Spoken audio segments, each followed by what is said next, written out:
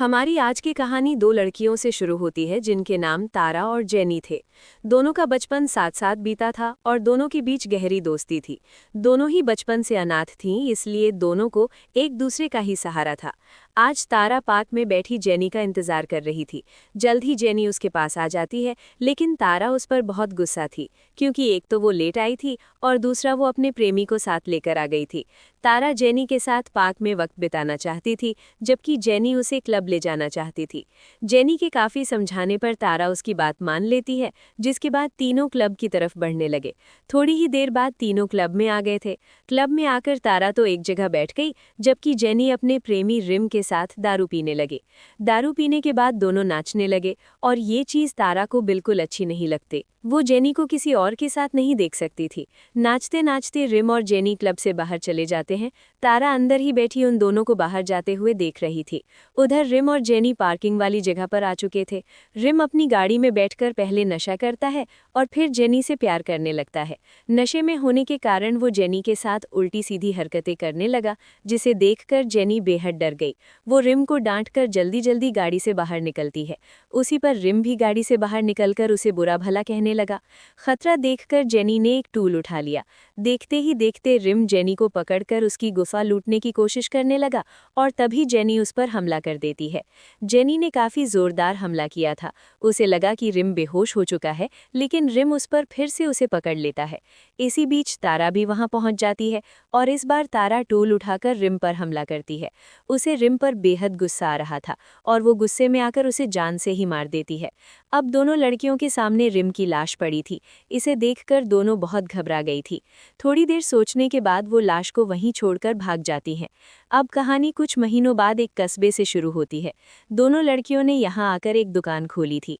तारा इस समय दुकान पर थी, जबकि जेनी अपने नए प्रेमी के साथ लगी हुई थी। उसके नए प्रेमी का नाम ब्राउन था। कुछ देर बाद अपना पानी निकालकर जेनी तारा के पास आती है। तारा को सब पता था कि जेनी पानी निकाल कर आई है, इसीलिए वो उसे समझाने की कोशिश करती है कि हम यहाँ नए हैं और हमें लड़कों से दूर रहना चाहिए। मगर जेनी उससे कहती है कि ब्राउन अच्छा लड़का है। इसी बीच ब्राउन भी उनके पास पहुँच जाता है। उसके साथ उसका दोस्त सैम भी था। सैम तारा से दोस्ती करना चाहता था, लेकिन तारा उसे मना कर देती है। ब्राउन चाहता था कि वो जेनी के साथ मजे लेता रहे और सैम तारा के साथ, लेकिन तारा को ना तो ब्राउन पसंद था और ना ही सैम। थोड़ी देर बाद तारा अपने घर में नहा रही थी। दोनों लड़कियां एक छोटे से घर में रहती थी और घर का बाथरूम बाहर बना हुआ था। उधर जेनी इस समय ब्राउन के साथ थी। दोनों एक बार में बैठे दारू पी रहे थे। जेनी उसे बता रही थी कि तारा बचपन से मेरे साथ है और वो मुझे बेहद चाहती है। कुछ देर बाद ब्राउन जेनी को छोड़ने उसके घर आता है। जेनी, मैं आज काफी दारू पी ली थी, इसीलिए ब्राउन उसे अपनी गाड़ी में लाया था। तारा भी जेनी का कब से इंतजार कर रही थी। वो जेनी को अंदर चलने को कहती है, लेकिन जेनी चाहती थी कि ब्राउन भी उसके साथ अंदर चले और रात को उसी के साथ सोए। तारा के बार बार समझाने पर वो अंदर आ जाती है, जिसके बाद ब्राउन वहां से चला जाता है। घर में आकर तारा जेनी का बदन साफ करने लगी। जेनी को काफी पसीना आ चुका था, इसीलिए उसे साफ करना जरूरी था। जेनी का बदन साफ करते करते तारा बेहद गर्म हो गई।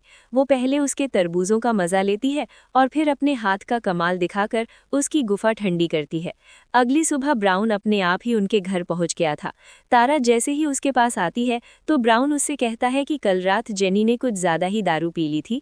मुझे लगा कि कहीं उसकी तबीयत न खराब हो जाए, इसीलिए मैं उसके लिए खाना लेकर आया हूँ। तारा कुछ नहीं बोलती और उससे जेनी के बारे में पूछती है। ब्राउन बताता है कि जेनी नहा रही है। इतना कहकर वो तारा को चाय देता है और तभी जेनी भी वहां आ जाती है। वो दोनों से कहती है कि मैं कपड़े पहन कर आती हूँ। इतना कहकर वो अंदर आ गई और कपड़े पहनने लगी। इसी बीच तारा भी उसके पीछे पीछे आ जाती है। जेनी का बदन देखकर उसे कुछ कुछ होने लगा था। या तो वो उससे प्यार करना चाहती थी या फिर उसकी खूबसूरती से जल रही थी। जेनी के कपड़े पहनने के बाद तीनों मिलकर नाश्ता करते हैं। ब्राउन जो नाश्ता लेकर आया था वो बहुत स्वादिष्ट था। नाश्ता करने के बाद ब्राउन वहां से चला जाता है। ब्राउन के जाते ही तारा जेनी से कहती है कि मुझे ब्राउन का यहाँ आना अच्छा नहीं लगता। जेनी उससे कहती है कि ब्राउन तुम्हारा होने वाला जीजा है। अब तारा उसे समझाती है कि हम दोनों किसी को मारकर भागी हैं, इसलिए हमें जल्दी किसी पर यकीन नहीं करना चाहिए। लेकिन ना तो जेनी को उसकी बातें अच्छी लगती है और ना ही वो उसकी तरफ ध्यान देती है। कुछ देर बाद ब्राउन लड़कियों के घर के बाहर खड़ा था। वो फोन पर किसी से बात कर रहा था, लेकिन तारा को देखते ही वो फ़ोन काट देता है। सारा जैसे ही उसके पास आती है तो वो कहता है कि मैं जेनी से मिलने आया हूँ। तारा बताती है कि जेनी आराम कर रही है। उसकी बात सुनकर ब्राउन तारा के बदन की भी तारीफ करने लगा। तारा को भी अपनी तारीफ अच्छी लगी और वो उसकी बातें सुनकर खुश हो जाती है। इसी बीच ब्राउन बाथरूम में आकर पेशाब करने लगा। उसकी पेशाब की आवाज़ सुनकर तारा गर्म हो गई। वो चुपचाप ब्राउन के पीछे आकर खड़ी हो जाती है। ब्राउन भी उसे अपने पीछे देखकर हैरान हो गया। अब तारा कुछ नहीं बोलती, बस ब्राउन का डंडा पकड़ लेती है। ब्राउन भी अपने आप को रोक नहीं पाता और वो भी उसके साथ शुरू हो जाता है। देखते ही देखते दोनों इतने गर्म हो गए कि ब्राउन अपना डंडा उसकी गुफा में डाल देता है। दूसरी तरफ जेनी भी उठते ही नहाने की तैयारी शुरू कर दी, तो जैसे ही बाथरूम के पास आती है तो दोनों को देखकर हैरान हो जाती है। जेनी का गुस्सा देखकर दोनों ने जल्दी जल्दी कपड़े पहन लिए। जेनी तारा पर बेहद गुस्सा थी। तारा उसे समझाती है कि मैं तुमसे बहुत प्यार करती हूँ और मैं तुम्हें ब्राउन के साथ नहीं देख सकती। उसकी बातें सुनकर जेनी उसे पागल कहती है। वो उसे बुरा भला कहकर ब्राउन के साथ उसके घर चली जाती है। थोड़ी देर बाद ब्राउन और जेनी दारू पी रहे थे। जेनी के कहने पर तारा भी उनके पास आ गई थी। दारू पीते पीते जेनी और ब्राउन इतने गर्म हो गए कि वो तारा के सामने ही कपड़े उतारने लगे। उन्हें कपड़े उतारते देख तारा ने भी अपने कपड़े उतार दिए। अब तीनों शुरू हो जाते हैं और ब्राउन दोनों लड़कियों के मजे लेता है। जैसे ही ब्राउन की मलाई निकली तो दोनों लड़कियां उसे माल देती हैं। दरअसल दोनों लड़कियों को पता था कि ब्राउन रिम के बाप के लिए काम करता था। रिम वही लड़का था जिसे लड़कियों ने कुछ महीने पहले पार्किंग वाली जगह पर मारा था। रिम का बाप लड़कियों से बदला लेना चाहता था।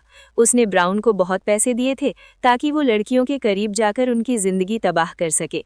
लड़कियों को सही समय पर ब्राउन की सच्चाई पता चल गई थी, इसीलिए ब्राउन उनके हाथों मारा गया। कहानी के आखिर में दोनों लड़कियां आज भी साथ साथ थीं और अपनी दुकान चला रही थी। इसी के साथ इस कहानी का यही अंत हो जाता है। हमारी वीडियो देखने के लिए बहुत बहुत धन्यवाद। अगर आप ऐसी ही वीडियोस के दीवाने हैं तो प्लीज़ मेरे चैनल को ज़रूर सब्सक्राइब करें। मिलते हैं अगली वीडियो में, तब तक के लिए नमस्कार।